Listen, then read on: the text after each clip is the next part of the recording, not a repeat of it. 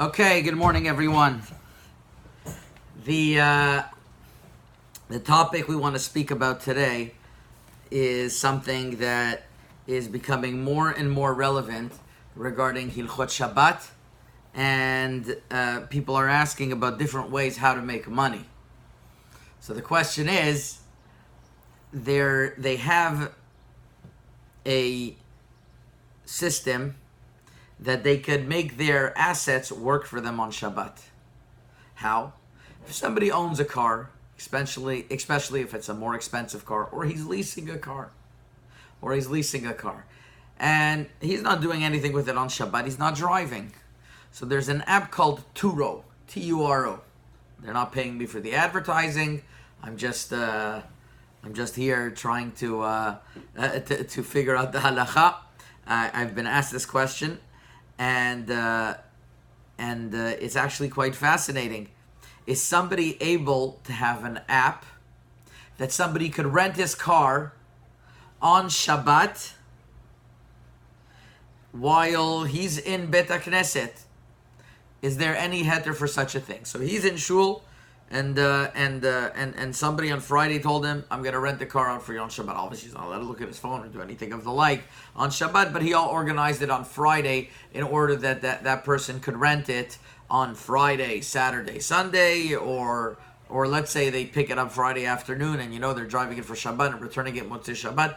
Let's discuss different scenarios. Obviously, we're not talking about somebody looking at his phone on Shabbat or doing anything of the like in order to facilitate that. But is there any leniency of having his car work for him on Shabbat?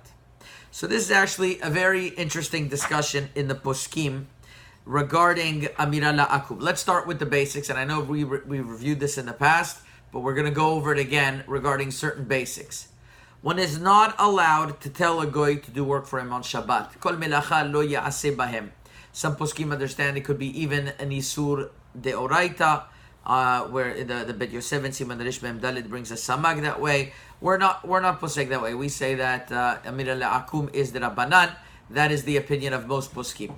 However, the discussion is more on a that since we're posek that is the Rabbanan, the reason why is the person is a shaliach. When you tell a goy to do melacha for you on Shabbat, basically you're making him into a shaliach. You're making him into a messenger. And even though ein shlichut la nochri, even though there's no shlichut for a goy, but I think we mentioned in the past, the Shulchan Aruch Harav, Siman Resh Mem Gimel, says that there is shlichut lechumra. Lechumra, there is shlichut, right? You remember? Yeah. So the question is like this. When somebody is telling a goy to do work for him on Shabbat, to do work for him on Shabbat, so basically he's making that goy a shaliach. He's making a goy that shaliach. What about if he's working per hour? That's called a schir yom, somebody who works per hour. That's the most stringent type of shlichut, because not only is he working for you on Shabbat, he's a little bit of a messenger of a po'el kiyad balabait. Either way, it's for sure asur. Telling a guy to do work for you, especially if he's working for you on Shabbat, is forbidden. However, a kablan, somebody who's a contractor, is permitted.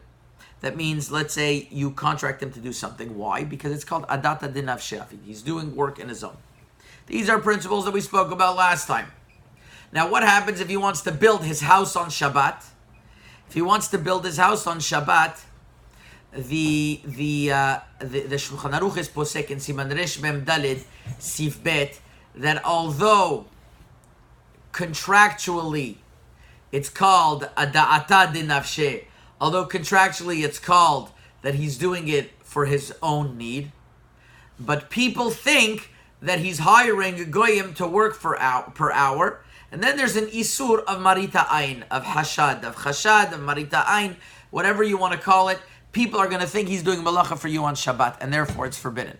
So far, so good? Yep. So we know that you're not allowed to get a goy to do work for you on Shabbat. The question is, nowadays, we had a whole shiur dedicated to this, that nowadays everybody does their work b'kablanut, so nobody really thinks that you're hiring workers per hour. So the Biur Alachain Siman Resh Mem Dalet has a whole long discussion about this, and he says that even though there's no chashad that people are going to think you're hiring them per hours, but somebody shouldn't even understand that any kablanut that's done on a house, people are going to say, well, they don't know if it's per hour, if it's not per hour, so they're just going to get mixed up and they're going to say it's forbidden. So we don't allow a house being built on Shabbat, even if it's done per contract, because people are going to think it's being done per hour, right? And that's the halacha. That's why you don't see people building houses on Shabbat. As a matter of fact, there's a whole question Rav Ovadia Yosef had in Yabia Omer Chelek Chet about a synagogue that was built on Shabbat, and now the board was more religious and they didn't want to use the synagogue. They didn't know if they could use the synagogue. And he came up with a whole heter, since it was a synagogue and since it was nowadays everybody does b'kablanut, b'diavad it was allowed, but definitely not lechatechila. So what would be if it's not a house, but let's say it's an item? Yeah, you're with me? Let's say it's an item.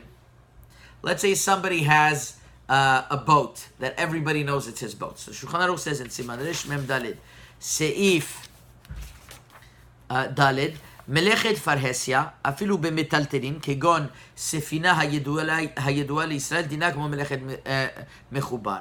Any work that's done in a public area, on it, even if it's something that's movable, like a boat, nevertheless people know it's yours, so it's like מלאכת מחובר. This is what the Shulchan Aruch writes. So you would think a car has the same status as a car has the same status as a boat, and it would be forbidden. Nevertheless, there's a stira in the Mishnah Berurah, and this is where our shir is really going to start. There's a contradiction in Mishnah Berurah. Mishnah Berurah in the Shulchan Aruch. I'm sorry, the Shulchan Aruch writes in Siman Resh Nun Bet. You have the Shulchan Aruch over there. Siman Resh Nun Bet Seif Gimel. The Shulchan Aruch writes like this. Ve'im hayta melacha mefursemet. We're talking about somebody who contracted work to be done somewhere. Ve'im hayta melacha mefursemet. If it was work that was everybody, it was in public domain. Ve'yadua shehu shel Yisrael, and it's known that it's a Jew. Ve'oseh ota b'makom mefursam, and he's doing it in a public area. Tov lehachmir ve'le'esor. It's good to be machmir and forbidden. That means it's not asur me'ikar adin like the Shulchan Aruch said in Siman Resh Mem Daled. Rather, it's tov lehachmir ve'le'esor. Now, the question arises, what do you mean tov lehachmir ve'le'esor? I thought beforehand the Shulchan Aruch says it's asur medina. So why over here is only tov lehachmir ve'le'esor? Right? It's the same halacha. And as a matter of fact, the Bet Yosef brings to what he said beforehand, that it's the same halacha. So the Magen Avraham brings this halacha down, and he says it's a stira in the Shulchan Aruch, and he suggests a teretz. We're going to say three mahalchim over here, three tirutzim. The first teretz the Magen Avraham says is the following: is that it's over here in Siman Resh Nun Bet. We're not talking about that nikra shmo shel Yisrael on the car. It's not known that the car is the Jews. Which is a little bit difficult in the Lashon because it says melacha mefursemet v'yadua shel Yisrael. So he says it's yadua, but there's no real nikra shmo shel Yisrael. But then the Magen Avraham falls off from that. He says can't be because the Shulchan Aruch himself writes that he compares both simanim together, siman resh nun bet resh mem zayin. So he just says tzarich iyun on the Shulchan Aruch. He says tzarich iyun on the Shulchan Aruch. Yeah, he says tzarich iyun on the Shulchan Aruch. Nevertheless, the Shulchan Aruch Harav, the Balatanya, says another teretz. The Balatanya says the following. This is in Kutras Acharon. I think it's Siman Resh Nun Bet. The Shulchan Aruch Harav says there's a difference if there's a kol or if there isn't a kol. That means if there's a suspicion, it's very close to the first teretz of the Magen Avraham. Just he doesn't fall off from this. He says this is the real pshat in the Shulchan Aruch, and the reason why is because the Bet Yosef and Siman Resh Nun Bet at the Ben and brings a Tshuvot HaRashba. And the Tshuvot HaRashba says that if somebody has aravot that was cut by a goy for him on Yom Tov, there's a suspicion that people know that it might be that you hired him per hour, so therefore tov leachmir. And that's what the Shulchan Aruch is going on, that there's only a kol. But if there's no kol and everybody knows for sure that it's your property and it's your car, it's asur. That's how the Shulchan Aruch Harav says. That's the second way that we could answer. The third is the way of the Tosefet Shabbat and the Pri Megadim. And this is very important. Tosefet Shabbat Siman Resh Nun Bet, Pri Megadim and Siman Resh Mem Dalid in Sifkat and Yud Gimel from the Eshel Avram. It's very important. Pri Megadim says the following: that there is a difference in what type of suspicion we're talking about. In Siman Resh Mem Dalid, we're talking about that everybody knew it was your boat. Sfina Yidu Ali Yisrael, everybody knows it's your boat. It's Chaim's yacht. Everybody knows it's yours. In Siman Resh Nun Bet, people know that it's a Jew's, but they don't exactly know who it belongs to. So you're going to tell me, so what? They know it's a Jew's, so they're still suspecting that it's a Jew's. So here I think we can use a principle I heard from my son once, which is the following: that if people know certain information specifically about someone, then they could go spread it. But they only have a suspicion, but they don't know that person exactly did it. So then they're not going to go around and talk about it. You're only going to talk about something. You're only going to really think about something and start connecting the dots when you know whose it is really. Generally it's a Jew's. You don't think ad kidei kach, okay, then these people probably rented the person per hour, which is what the suspicion is over here. That's what the Tosefet Shabbat. The truth is, I wanted to be miyashev the Shulchan Aruch in another way, even though the Shulchan Aruch writes in one place asur and another place he writes tov le'esor. Whenever it's written in the Shulchan Aruch asur, it doesn't always mean me'ikar hadin it's asur. For example, asur lalechet arba amot begilui rosh. You're not allowed to go for amot begilui rosh. A lot of poskim understand it's midat chasidut. Nevertheless, I heard this Rabbi Yashiv said this yesod once that if it's just that when it's written asur, it could be midat chasidut it's asur. So it could be when the Shulchan Aruch writes in Siman Resh Nun Bet tov leachmir ve'le'esor, that means it's forbidden because of a chumrah. It's forbidden, but it's not asur me'ikar hadin. Which would make some ramifications, some nafkaminas. I'll tell you where there's nafkaminas. First of all, let's get to the Mishnah Berurah. In Siman Resh Nun Bet, he discusses in Sifkat and Chafei, if a Jew gives to a non-Jew his clothes to wash. So he says, well, if you know that it's a Jew's, that they're nikar, that there is Jews. For example, it's a talit of a Jew, so then it would be forbidden. But then he brings the opinion of the Tosefet Shabbat. Aval about Tosefet Shabbat katav delo shaykh chshada delo noda shel mihu. Nobody knows who really the talit belongs to, and then it would be allowed. And then he says further, in the name of the Chayei Adam, that was lenient from another reason, the kivan sheyadua shemina kol ha'ir liten lakobes bekablanut, al ken afilu imen ayehudi mechabsad b'makom mefursam mutar de'en bazeh chshada mishum schir yom. If it's in a place that everybody gives this item bekablanut, then it's permitted. I saw in the Sefer Orchot Shabbat that he asks on this Mishnah Berurah. He says, what do you mean the Mishnah Berurah all of a sudden is being lenient? If everybody knows that something is done contractually, it's allowed. By building houses beforehand, he wasn't content with the fact saying that everybody builds their houses b'kablanut, it should be allowed. He still said there's a chashad. So why by kelim is he more lenient? That's the Orchot Shabbat's question. And I think that the answer is because the Mishnah Berurah is saying that based on the Tosefet Shabbat, first he brings Tosefet Shabbat that you don't know whose it belongs to. And the Chayei Adam also said another reason to be mekel because it's done contractually. So it could be the Mishnah Berurah is basing himself on the Tosefet Shabbat. In other words, with the tziruf of the Tosefet Shabbat that nobody knows whose really it is, plus that it's always done b'kablanut, it's allowed. Which would mean that if you know who the talit belongs to, or in our case the car belongs to, it would be asur. So let's discuss our case.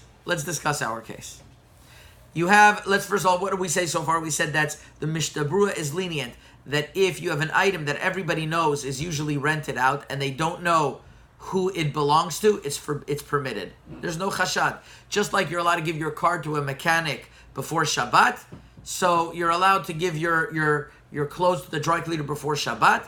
As long as they have time to do it before Shabbat, it's allowed.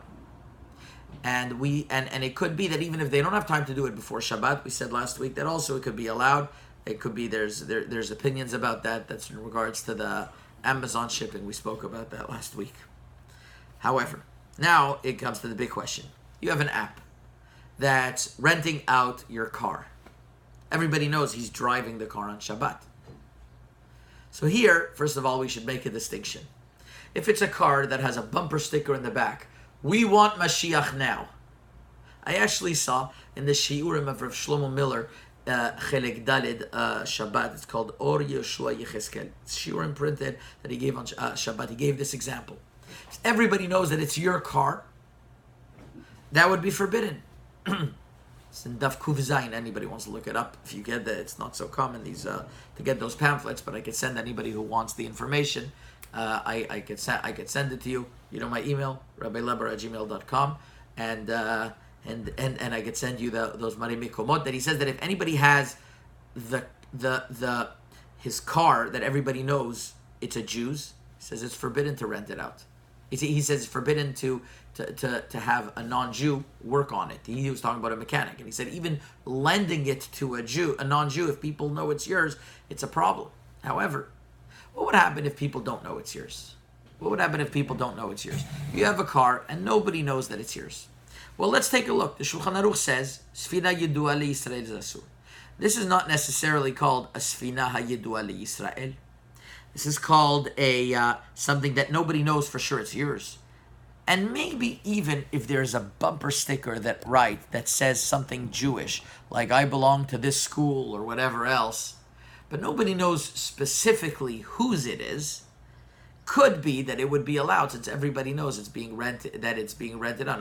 Nobody thinks that you have a worker that you're hiring per hour, which is not so simple. Somebody could say, well, no, maybe he is hiring him per hour. Either way, what comes out is the following. If it's a car that's not known that it's a Jew's, and you're not hiring it per hour, rather you're renting it out, which is similar to contracting it out, it should be allowed, just like renting out an apartment.